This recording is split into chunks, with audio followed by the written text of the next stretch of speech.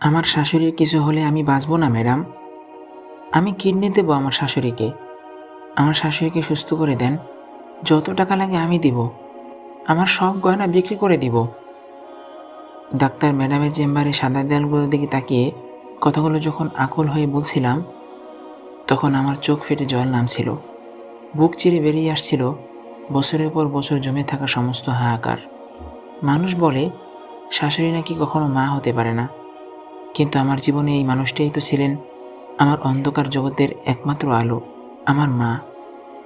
আমার বয়স যখন মাত্র 2 বছর, তখন আমি আমার জন্মদাত্রী মাকে হারিয়েছিলাম। মায়ের চেহারার কথা আমার বিন্দুমাত্র মনে নেই। ছোটবেলায় পাড়াপড়শি বা আত্মীয় স্বজনরা আমাকে দেখে প্রায়ই বলতো, আহা, মেয়েটার চেহারাটা একদম পরীর মতো হয়েছে, কি সুন্দর চোখ মুখ। সবাই আমাকে খুব আদর সোহাগ করত।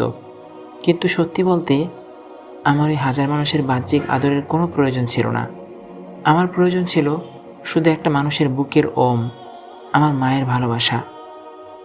মা মারা যাওয়ার পর কিছুদিন কাটতেই বাবা আবার বিয়ে করলেন। মনে মনে ভেবেছিলাম, এবার বুঝি একটা মা পাবো। বুকে জড়িয়ে ধরে যে আমাকে ঘুম পাড়াবে, কপালে চুমু খেয়ে বলবে, আমার লক্ষ্মী সোনা। কিন্তু বিধাতা হয়তো আমার কপালে সেই সুখ লেখেননি। মা তো পেলামই না, বদলে পেলাম অনন্ত যন্ত্রণা আর শাস্তি। একটু একটু করে বড় হতে লাগলাম। আর সৎমায়ের সংসারের সমস্ত কাজের বোঝা এসে পড়ল আমার ছোট্ট দুটো কাঁধে। সকাল থেকে রাত পর্যন্ত ঝাড় দেওয়া, বাসন মাজা, ঘর মোছা সব আমাকেই করতে হতো। একটু ভুল হলেই জটিত বকাঝকা আর মারধর। যে বাবা ছিলেন আমার একমাত্র আশ্রয়, তিনিও কোনোদিন আমার দিকে ভালোবেসে ফিরে তাকাননি। সংসারের সব অশান্তি আর অবহেলা সহ্য করেই আমি বেড়ে উঠছিলাম। এভাবেই কাটছিল আমার দুর্বিষহ দিনগুলো। যখন আমার বয়স হলো, আমি তখন এসএসসি পরীক্ষা দিতে যাচ্ছিলাম। একদিন পরীক্ষার কেন্দ্রে যাওয়ার পথে রাস্তার মাঝে হঠাৎ এক ভদ্রমহিলা আমাকে থামান। খুব মায়াভরা চোখে আমার দিকে তাকিয়ে কথা বললেন, নাম জানতে চাইলেন। তিনি ছিলেন আমার হবু শাশুড়ি মা। প্রথম দেখাতেই আমাকে ওনার খুব পছন্দ হয়ে যায় ওনার ছেলের বউ হিসেবে। ওনার ছেলে তখন সিঙ্গাপুরে থাকতো। পরীক্ষা শেষ হতেই মা সোজা চলে এলেন আমাদের বাড়িতে। আমার বাবার সাথে বিয়ের বিষয়ে কথা বললেন। আমার বাবা তো এক পায়ে রাজি, কারণ এই বিয়ের জন্য বাবাকে কোনো যৌতুক বা বিয়ের খরচ বহন করতে হবে না। সমস্ত খরচ ওনারাই বহন করবেন। পরদিন এসে ওনারা আমাকে আংটি পরিয়ে এঙ্গেজমেন্ট করিয়ে গেলেন। কথা হলো, ছেলে দেশে ফিরতে 7-8 মাস সময় লাগবে, তারপরেই ধুমধাম করে বিয়ে হবে। আংটি পরিয়ে যাওয়ার পর থেকেই আমার জীবনের পরিবর্তন শুরু হলো। প্রতি মাসে আমার পড়াশোনা আর সংসারে খরচের জন্য মা আমার বাবার কাছে টাকা পাঠাতেন। শুধু তাই নয়, মা নিজে এসে আমার হাতে আলাদাভাবে টাকা দিয়ে যেতেন। ভালো ভালো খাবার, জামা কাপড় নিয়ে আসতেন। যার কাছ থেকে কোনোদিন একটা ভালো কথা শুনিনি, সেই পরিবারে এই ভালোবাসাগুলো পেয়ে আমার চোখ ভিজে উঠত। 1 বছর পর ওনার ছেলে সিঙ্গাপুর থেকে দেশে ফিরল। দেশে আসার কয়েকদিনের মধ্যেই আমাদের বিয়েটা বেশ বড় করেই সম্পন্ন হলো।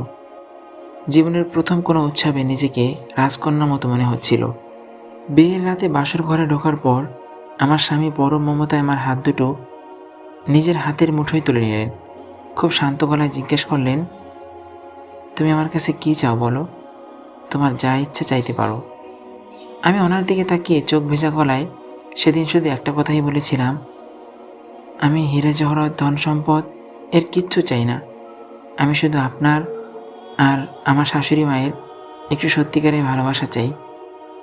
কথাটা শুনে উনি আমার দিকে কয়েক মুহূর্ত নিষ্পলক তাকিয়ে রইলেন। তারপর গভীর ভালোবাসায় আমার কপালে একটা মিষ্টি চুমু খেয়ে মৃদু হেসে বললেন, ঠিক আছে, তাই হবে। বিয়ের পরের দিন সকালে প্রতিদিনের অভ্যাস মতো খুব ভোরে উঠে পড়লাম। নিচে নেমে দেখি শাশুড়ি মা রান্নাঘরে দাঁড়িয়ে রান্না করছেন। আমাকে দেখে ওনার মুখে একটা অপূর্ব সুন্দর হাসি ফুটে উঠল। মিষ্টি গলায় বললেন, আরে বৌমা, এত সকালে উঠলে কেন? সবে তো মাত্র সকাল 6টা বাজে, আরও কিছুক্ষণ ঘুমাতে পারতি তো। আমি লজ্জায় মাথা নিচু করে বললাম, আসলে মা, ছোটোবেলা থেকেই আমার অভ্যাস হয়ে গেছে, সকাল 6টার পর আর শুয়ে থাকতে পারি না। মা আমাকে কাছে রেখে নিয়ে আলতো করে গায়ে হাত বুলিয়ে দিলেন। তারপর আমরা দুজন মিলে খুব হেসে হেসে গল্প করতে করতে সকালের নাস্তা বানালাম। বিয়ের মাত্র 2-3 দিনের মধ্যেই আমি হাড়ে হাড়ে বুঝে গিয়েছিলাম এত বছর পর আল্লাহ আমার উপর সদয় হয়েছেন। আমি শুধু শাশুড়ি পাইনি, আমি আমার আসল মাকে পেয়েছি, যে আমাকে আগলে রাখে, ছায়ার মতো আগলে রাখে। আমার মাথার চুলগুলো একটু লালচে ধরনের ছিল।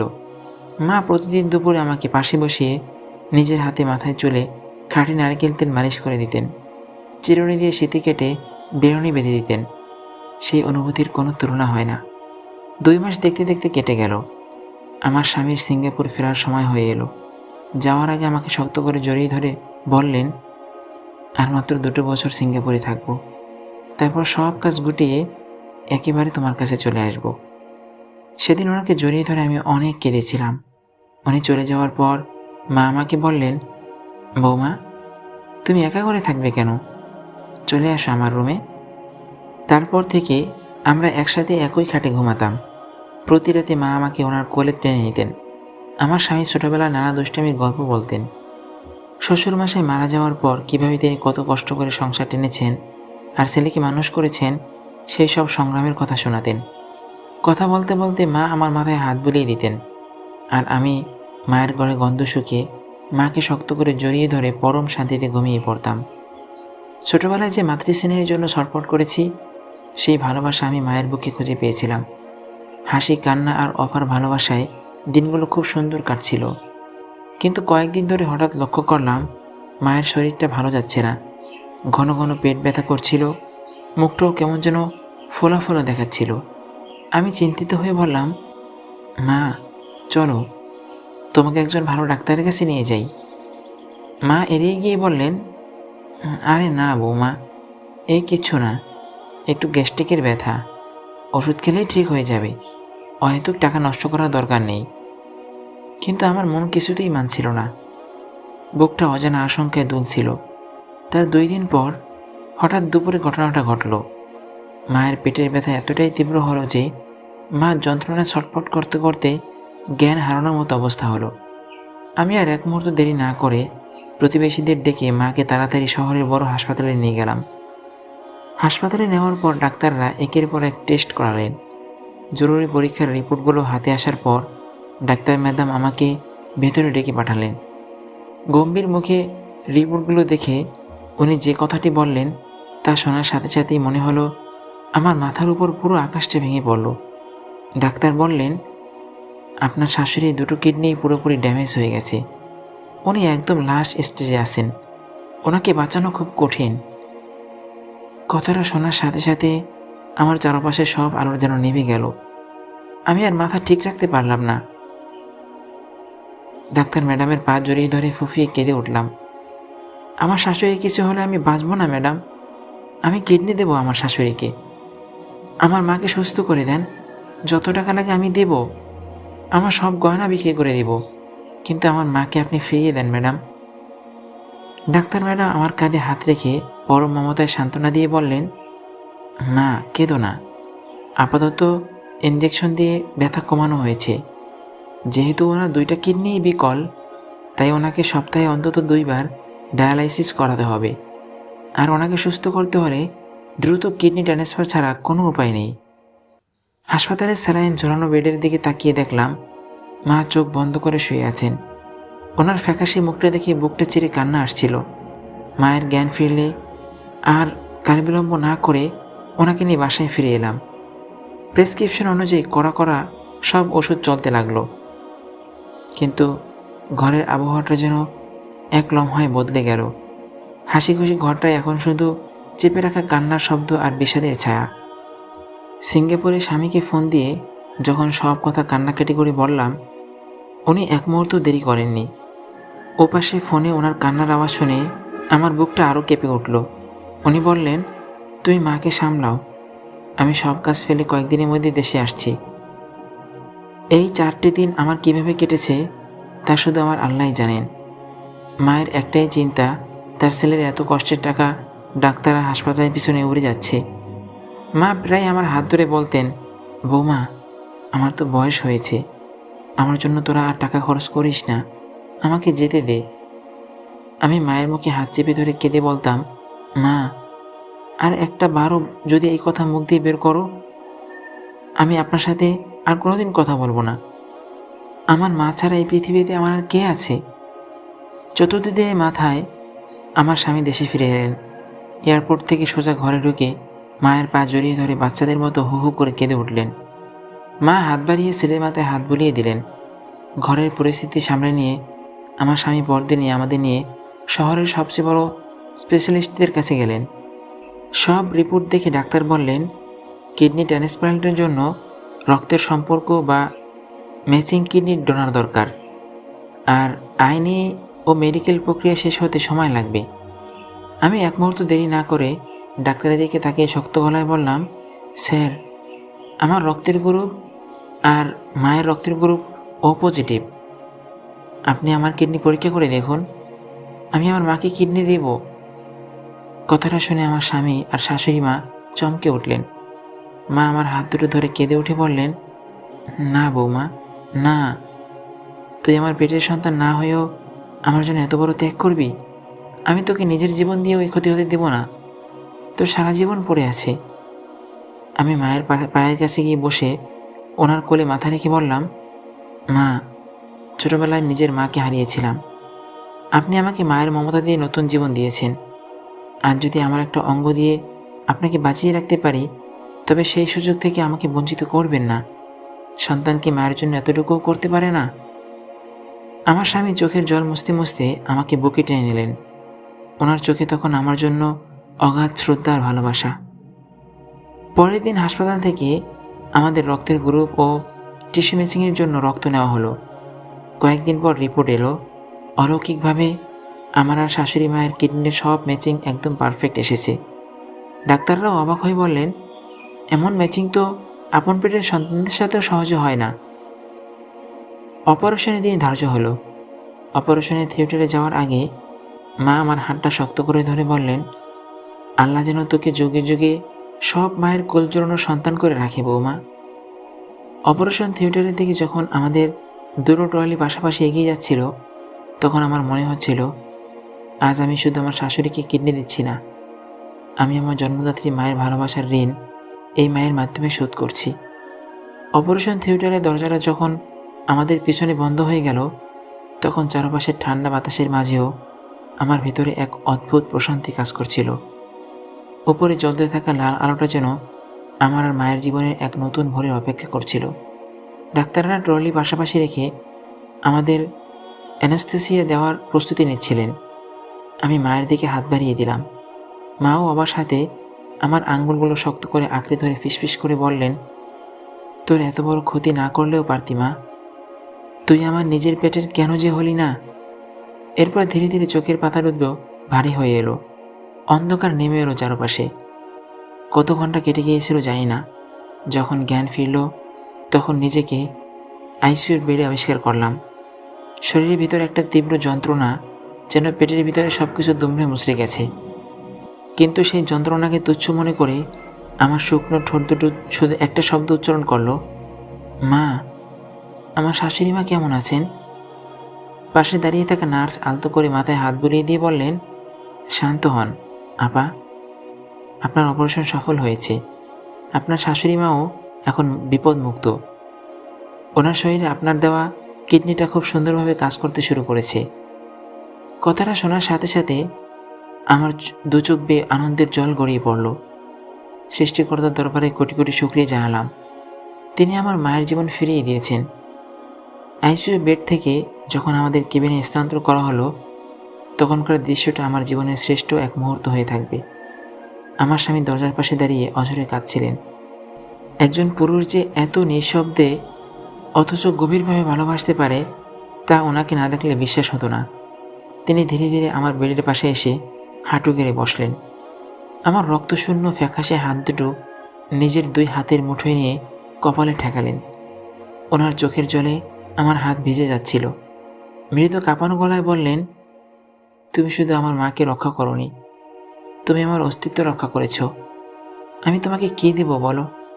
আমার পুরো জীবনটা দিয়েও তোমার এই ঋণের এক বিন্দু শোধ করতে পারবো না। আমি হেসে ওনার হাতটা চেপে ধরে বললাম, ভালোবাসায় কোনো ঋণ থাকে না। উনি তো শুধু আপনার মা নন, উনি যে আমারও হারিয়ে যাওয়া মা। পরদিন সকালে ডাক্তারদের অনুমতি নিয়ে আমার স্বামী হুইল চেয়ারে করে আমাকে মায়ের কেবিনে নিয়ে গেলেন। মা বেডে শুয়েছিলেন, মুখে অক্সিজেনের মাস্ক খোলা, স্যালাইন চলছে। আমাকে দরজায় দেখতেই মায়ের চোখ দিয়ে ভিজে উঠল। মা ইশারা করে আমাকে কাছে ডাকলেন। আমার স্বামী আমাকে আলতো করে ধরে মায়ের বেডের পাশে বসিয়ে দিলেন। মা খুব কষ্টে হাতটা বাড়িয়ে আমার গাল দুটি স্পর্শ করলেন। অঝরে ঝরতে থাকা চোখের জল মুছতে মুছতে মা বললেন, তুই এ কী করলি মা? তোর নিজের শরীরের এত বড় একটা অংশ আমাকে দিয়ে দিলি। আমি তো তোকে শাশুড়ি হয়ে এক ফোঁটা স্বাচ্ছন্দ্য দিতে চাইছিলাম, আর তুই নিজের জীবন বাজি রেখে আমাকে নতুন জীবন দিলি। আমি মায়ের মাথায় হাত বুলিয়ে কেঁদে উঠে বললাম, মা, ছোটবেলায় যখন সৎ মায়ের হাতে মার খেতাম তখন ভাবতাম এই পৃথিবীতে আমার আপন বলতে কেউ নেই। আমি তো এতিম ছিলাম মা। আপনি আমাকে বুক দিয়ে আগলে রেখে মায়ের ভালোবাসা চিনিয়েছেন। আমার দুটো কিডনি দিয়েও যদি আপনাকে সারা জীবন বাঁচিয়ে রাখা যেত, আমি দ্বিধা করতাম না। আপনার কিছু হলে তো আমি আবার অনাথ হয়ে যেতাম মা। মা আমাকে দুই হাতে জড়িয়ে ধরে কাঁদতে লাগলেন। ওনার কান্নার শব্দে কেবিনের বাতাস ভারী হয়ে উঠল। মা বললেন, তুই আমার গর্ভে জন্মাসনি ঠিকই, কিন্তু তুই আমার আত্মার সন্তান। আমার শরীরের রন্ধ্রে বন্ধ্রে এখন তোর রক্ত, তোর ভালোবাসা দৌড়াচ্ছে। আল্লাহ যদি আমাকে আর কয়েকটা দিন বাঁচিয়ে রাখেন, তবে তোর পা ধুয়ে পানি খেলেও আমার পাপের প্রায়শ্চিত্ত হবে না। আমি মায়ের মুখে হাত দিয়ে বললাম, ছি মা, ও কথা বলতে নেই। আপনি আমার মা, আর মায়ের স্থান সবার উপরে। হাসপাতালে দীর্ঘ 2 সপ্তাহ কাটার পর ডাক্তার ম্যাডাম আমাদের চূড়ান্ত ছাড়পত্র দিলেন। বিদায় নেওয়ার সময় ডাক্তার ম্যাডাম আমার মাথায় হাত রেখে বললেন, আজকের এই সমাজে যেখানে শাশুড়ি বউয়ের সম্পর্ক নিয়ে শুধু কাজা সরাসরি দেখা যায়, সেখানে তোমরা দুজন যে দৃষ্টান্ত তৈরি করলে তা মানুষের চোখ খুলে দেবে। এই মেয়েটি শুধু তার কিডনি দেয়নি, তার ভালোবাসার শক্তিতে তোমাকে মৃত্যুর মুখ থেকে টেনে এনেছে।